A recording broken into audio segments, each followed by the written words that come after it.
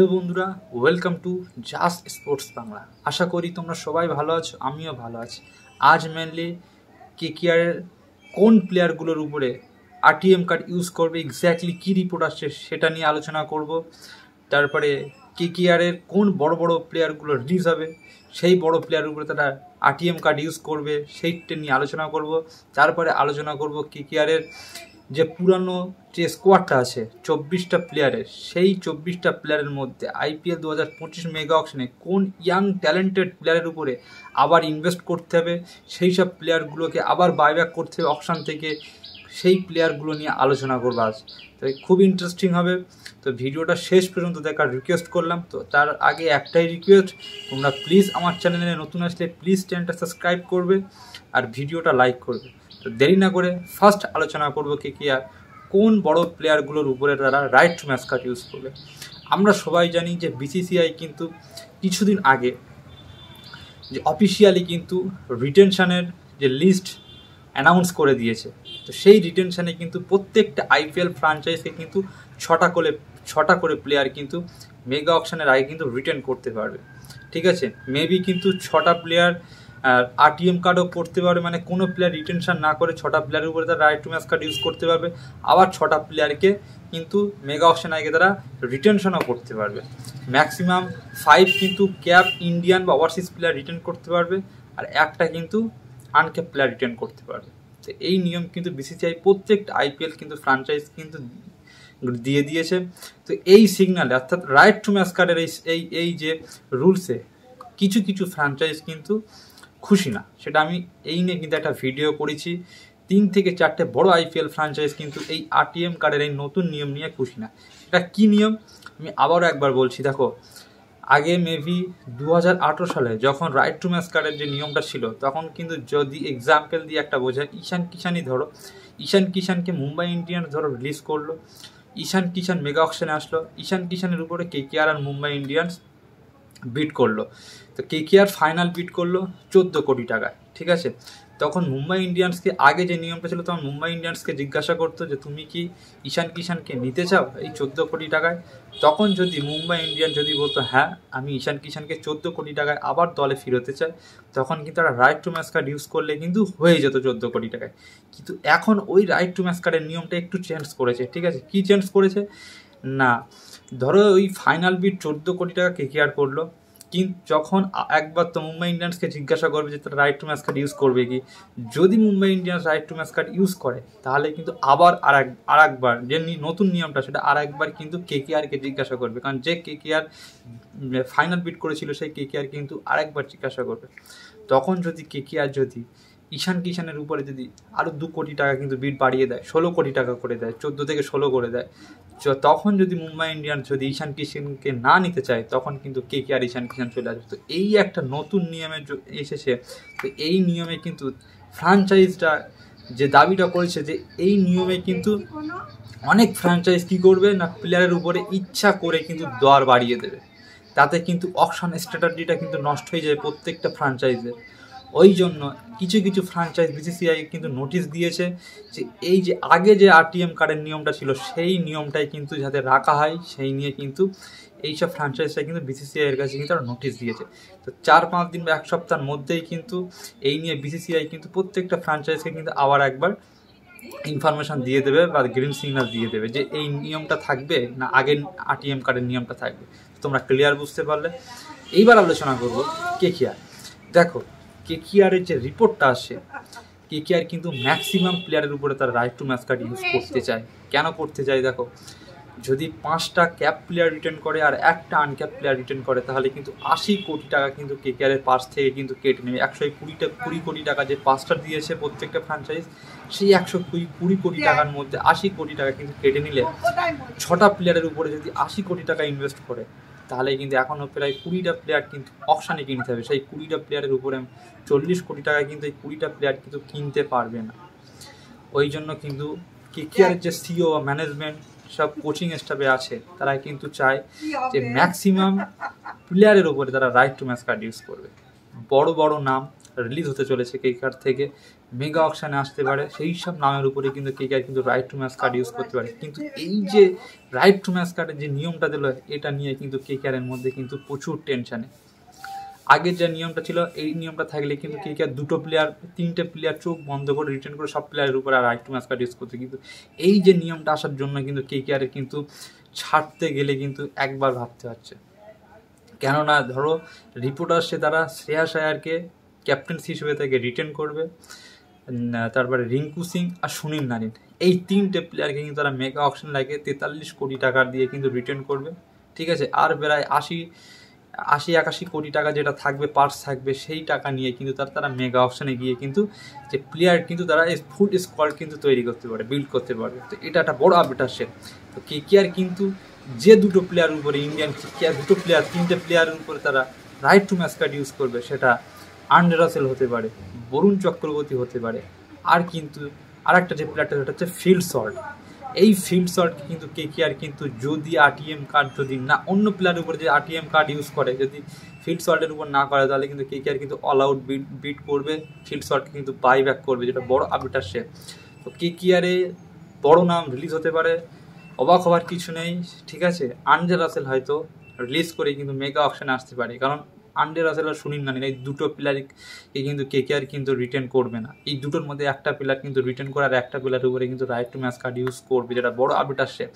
KKR কিন্তু যদি Sunil Narine আর আন্ডে রাসেলকে written করে, ভালো করে বুঝতে হবে, তাহলে কিন্তু তারা কিন্তু শ্রেয়াস আয়ার আর আন্ডে রাসেল আর সুনীল নারিন এই তিনটে প্লেয়ারকে যদি রিটেন করে, তাহলে কিন্তু রিঙ্কু সিংকে কিন্তু মেগা অকশনের পুলে কিন্তু আসতে হবে। আর রিঙ্কু সিং যদি মেগা অকশনে আসে, তাহলে প্রত্যেকটা আইপিএল ফ্রাঞ্চাইজ জানবে যে রিঙ্কু সিংয়ের উপরে প্রচুর বিট কিন্তু হাই করে দেবে। ঠিক আছে, জানে যে কেকেআর 100% আরটিএম কার্ড ইউজ করবে।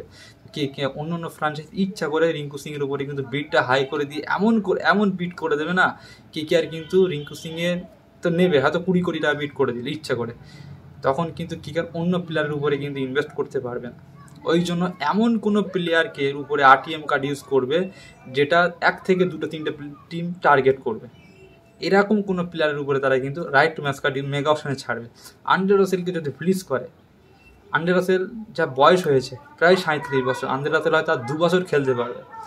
অন্য অন্য ফ্রাঞ্চাইজকে যদি আন্ডে রাসেলের উপর বিট বাড়াতে হয় না, ভাবতে হবে, এইটাই ভাবতে হবে। যদি কেকেআর যদি রাসেলের উপর যদি রাসেলকে যদি বলে যায় যে আমরা নেব না, বিট বাড়ানোর পরে অন্য ফ্রাঞ্চাইজ রাসেল, তখন কেকেআর যদি বলে আমরা নেব না, কথার কথা, তখন কিন্তু সেই ফ্রাঞ্চাইজের কিন্তু পুরো গেম প্ল্যান কিন্তু চেঞ্জ হয়ে যাবে, তখন তার অপশানটাই পুরো শেষ হয়ে যাবে।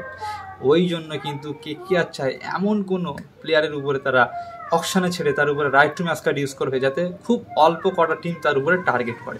এরকম প্লেয়ার কিন্তু প্রত্যেকটা ফ্রাঞ্চাইজ কিন্তু অকশানে আনবে, তার উপরে right to match card use করবে। আর যেসব প্লেয়ারের উপরে প্রত্যেকটা ফ্রাঞ্চাইজের নজর আছে, সেই সব প্লেয়ারকে কিন্তু ফ্রাঞ্চাইজগুলো রিটেন করে নেবে।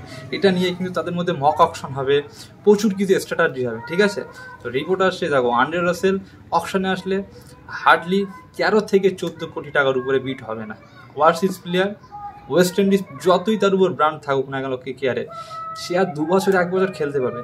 নেক্সট যখন 2018 সালে মেবি যখন ক্রিস গেল যখন অকশন এসেছিল, ঠিক আছে, তখন কিন্তু প্রথম রাউন্ডে কিন্তু ক্রিস গেলের কিন্তু সেল আউট হয়নি। লাস্টের দিন সেকেন্ড দিন কিন্তু পাঞ্জাব কিংস কিন্তু 2 থেকে 3 কোটি টাকায় কিন্তু তাকে নিয়েছিল। সেম কিন্তু এটা হয় প্লেয়ারের সাথে বয়সের জন্য। সেম কিন্তু ফ্যাফ ডু প্লেসের সঙ্গে কিন্তু 2022 মেগা অকশনে হয়েছিল, মাত্র 6-7 কোটি টাকায় কিন্তু তার বিক্রি হয়েছিল, কারণ এক্স ফ্যাক্টরের জন্য।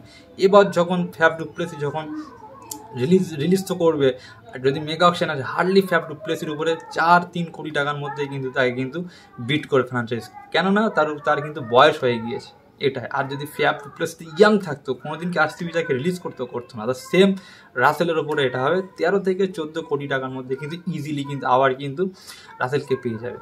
সেকেন্ড যে প্লেয়ারটার উপরে তারা right to match card use করবে, সেটা রিপোর্ট অনুযায়ী বরুণ চক্রবর্তীকে যদি কেকেআর যদি এই 4 বা 5 নাম্বারে যদি রিটার্ন করে, তাহলে কিন্তু ম্যাক্সিমাম 18 কোটি বা 14 কোটি টাকা তাকে দিতে হবে। ঠিক আছে, তো কেকেআর দেখো, বরুণ চক্রবর্তীর 2 থেকে 3টে হয়তো ফ্রাঞ্চাইজ তার উপরে বিট করলো, আর বরুণ চক্রবর্তীর উপরে কোনো ফ্রাঞ্চাইজ 17-18 কোটি টাকা কিন্তু বিট করবে না।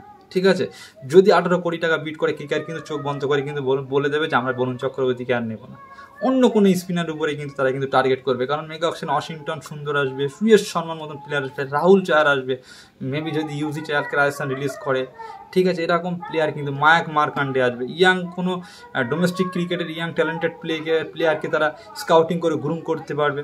তো কোনো দিন স্পিনারের উপরে কিন্তু এত টাকা বিট করবে না, আর হবেও না, ঠিক আছে। আর বরুণ চক্রবর্তী অকশন আসলে 10, 11, 12, 13 কোটি টাকার মধ্যে ইজিলি পেয়ে যাবে, ঠিক আছে। তো কেকেআর এর রাসেল আর এই বরুণ চক্রবর্তী এই দুটো প্লেয়ারকে অকশনে পাঠিয়ে তার উপর কিন্তু right to match card use করে বড় আপডেট আসছে। ফিল্ড সল্টের উপরেও কিন্তু right to match card use করতে পারে। ধরো কেকেআর বিট করে কিন্তু আরটিএম কার্ড ইউজ করলো না বরুণ চক্রবর্তী, বিট করে কিন্তু বরুণ চক্রবর্তীকে কেকেআর 12-13 কোটি টাকা পেয়ে গেল, দুটো আরটিএম কার্ড আছে কেকেআরের হাতে, তখন তারা চোখ বন্ধ করে রাসেল আর ফিল্ড সল্টের উপরে লাগাতে পারে। কারণ ফিল্ড সল্টের উপরে কিন্তু এবার কিন্তু অকশনে কিন্তু তার কিন্তু অ্যামাউন্ট কিন্তু বাড়বে।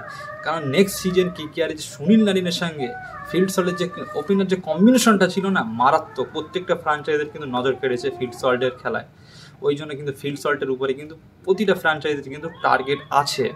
মুম্বাই ইন্ডিয়ান্স টার্গেট করতে পারে রিপোর্ট অনুযায়ী, কারণ মুম্বাই ইন্ডিয়ান্স কিন্তু একটা ওপেনার বিধ্বংসী প্লেয়ারের পিছনে টার্গেট করবে রিপোর্ট অনুযায়ী, কেকেআর বাইব্যাক করবে, ঠিক আছে। তো এই কটা আপডেট আসলে আর দেখো তোমাদের আমি বোঝালাম যে কোন প্লেয়ারগুলোকে কেকেআর ছাড়তে পারে আর কোন প্লেয়ার উপরে তার right to match card use করবে। যেসব প্লেয়ারগুলোর উপরে প্রত্যেকটা ফ্র্যাঞ্চাইজের নজর খুব কম আছে, 2 থেকে 3টে ফ্র্যাঞ্চাইজ তার টার্গেট করতে পারে, সেরকম প্লেয়ারকে কিন্তু অকশনে ছেড়ে তার উপর right to match card use করবে। আর যেই সব প্লেয়ারগুলোর উপরে প্রত্যেকটা ফ্র্যাঞ্চাইজ টার্গেট থাকে, যেসব প্লেয়ারগুলো ফিউচার ইয়াং, যেরকম রিঙ্কু সিং, এই প্লেয়ারকে ছাড়লে কিন্তু প্রত্যেকটা ফ্র্যাঞ্চাইজ কিন্তু টার্গেট করবে।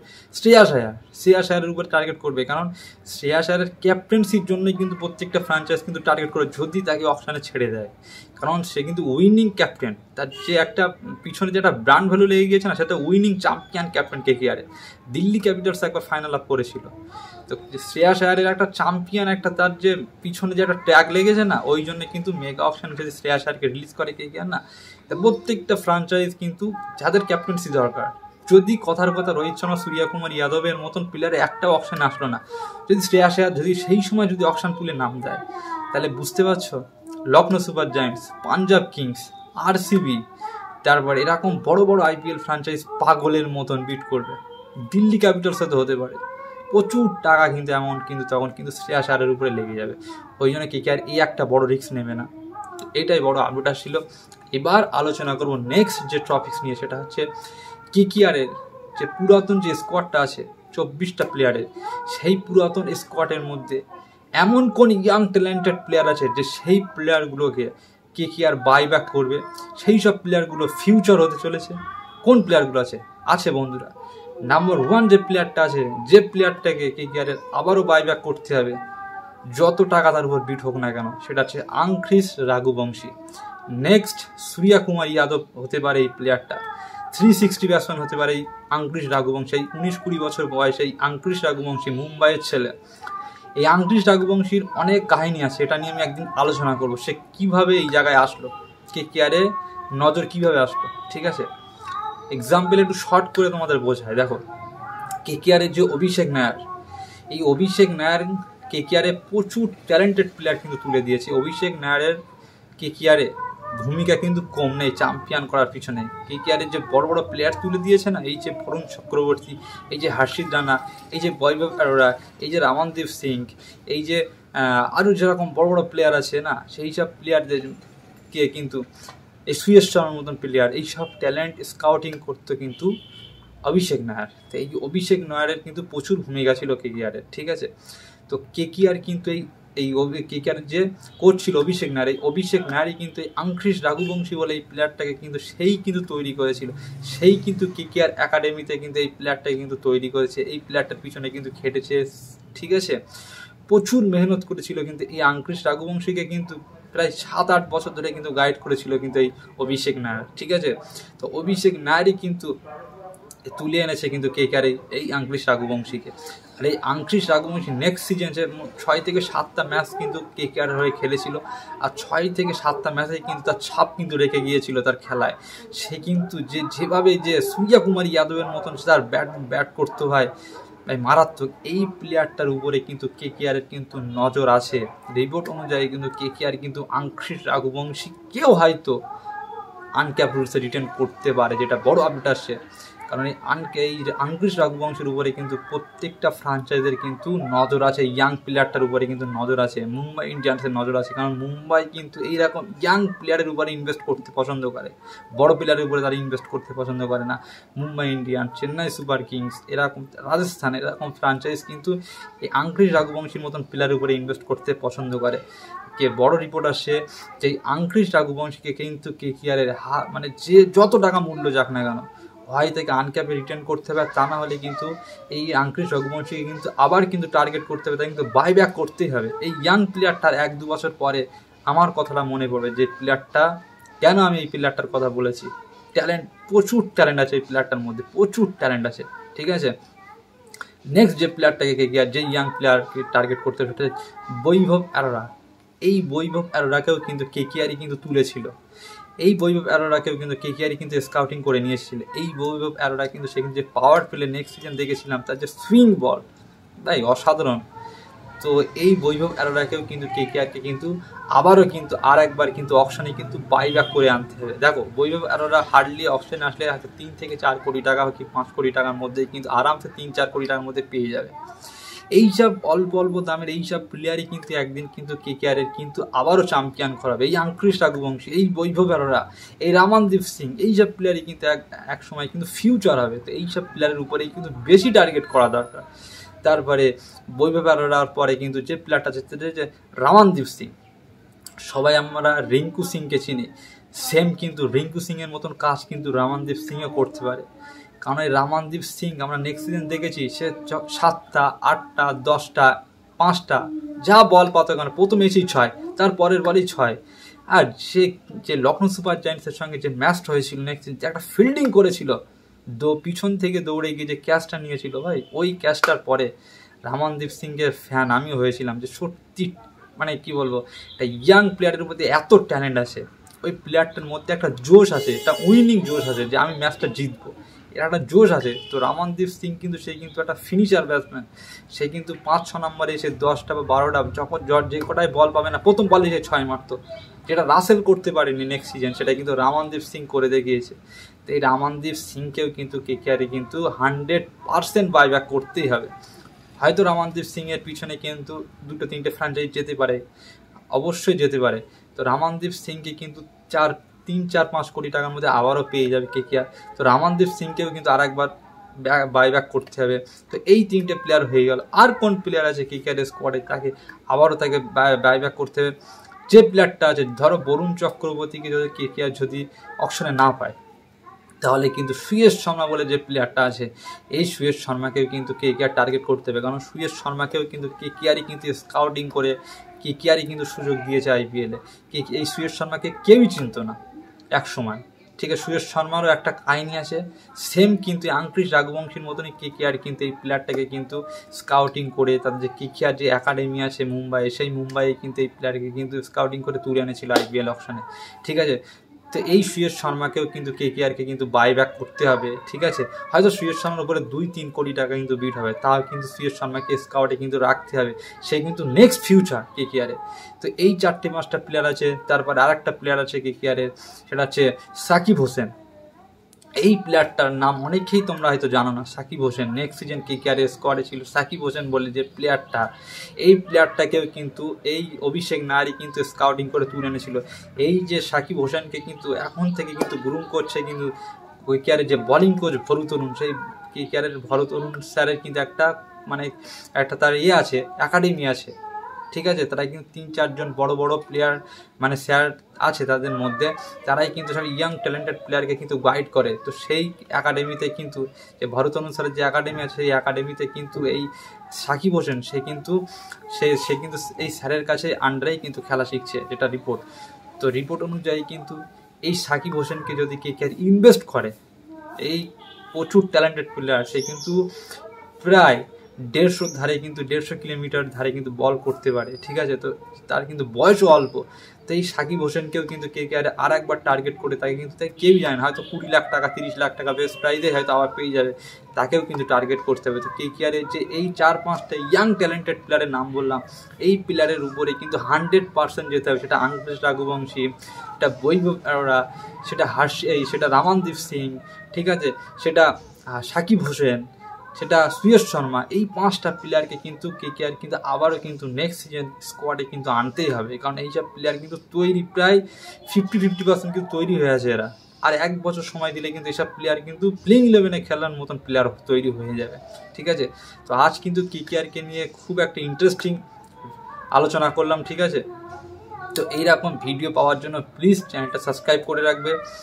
আর কাল হয়তো একটা ভিডিও দেবো, ঠিক আছে, KKR কোচিং এক্স্যাক্টলি কোন কোচিং স্টাফ আনতে চলেছে, ঠিক আছে, অফিসিয়ালি সেটা নিয়ে আলোচনা করব।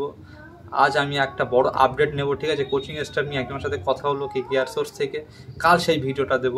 তো তার জন্য প্লিজ চ্যানেলটা সাবস্ক্রাইব করে রাখবে, কারণ এই যে এই অক্টোবরেই তো ডিটেনশনের লিস্ট প্রত্যেকটা ফ্র্যাঞ্চাইজ কিন্তু BCCIকে জমা দিতে হবে 31 অক্টোবর। তারপরে কিন্তু আমার হাতে প্রত্যেকটা ফ্র্যাঞ্চাইজের টার্গেট প্লেয়ার চলে আসবে, কোন প্লেয়ারের উপরে তারা টার্গেট করছে, ঠিক আছে, সেটা কিন্তু A to Z কিন্তু আমি কিন্তু আপডেট দেবো। তো আজ এই পর্যন্ত। প্লিজ আমার যদি ভিডিওটা ভালো লাগে তো প্লিজ একটা লাইক করবে। বাই।